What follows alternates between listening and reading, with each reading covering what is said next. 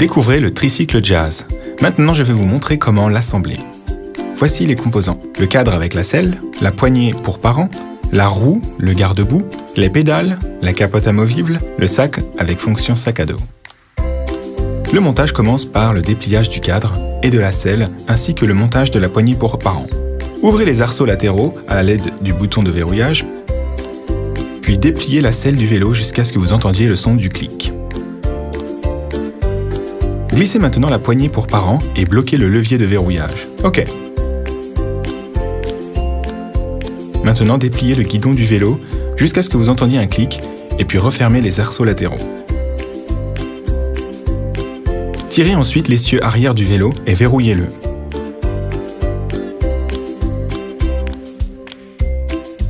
Il est temps de relier le cadre aux roues arrière. Glissez-les dans le trou du cadre jusqu'à ce que vous entendiez un clic. La même chose de l'autre côté.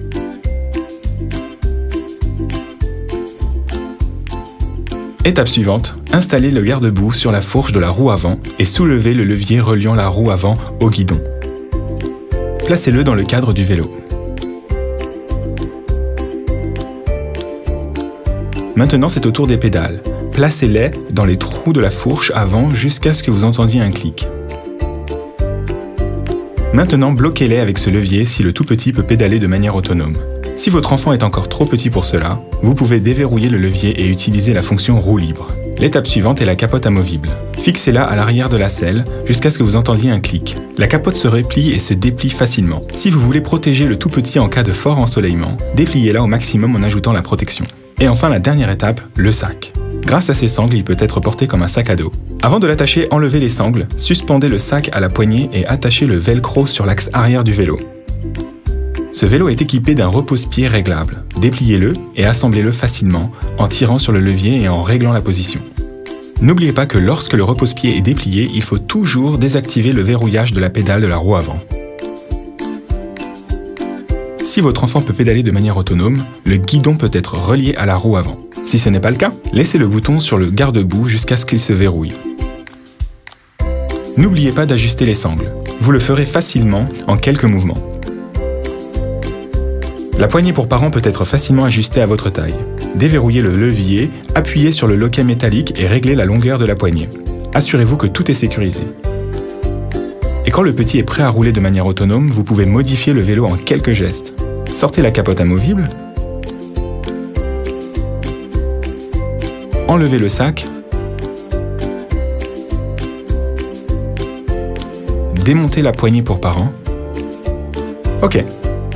Maintenant, enlevez les arceaux de sécurité et déverrouillez le guidon.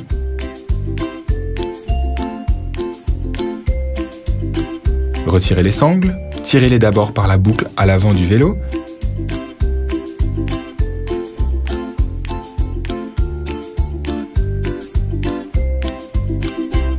Puis par les trous dans le dossier.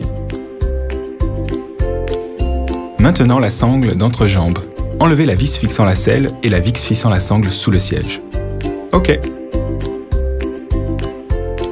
Et lorsque vous voulez emporter votre vélo avec vous, vous pouvez le plier facilement.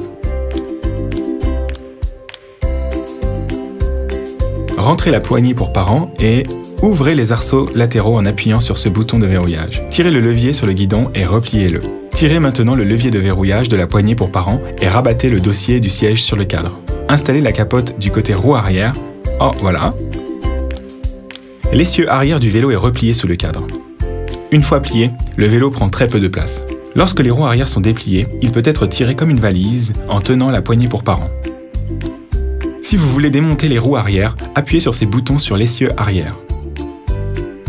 Vous pouvez également démonter la roue avant. Appuyez sur ce bouton, sur le cadre du vélo et retirez la roue. Le vélo est prêt pour être emmené en voyage. Vous pouvez le transporter facilement et d'une seule main. C'est simple, non ?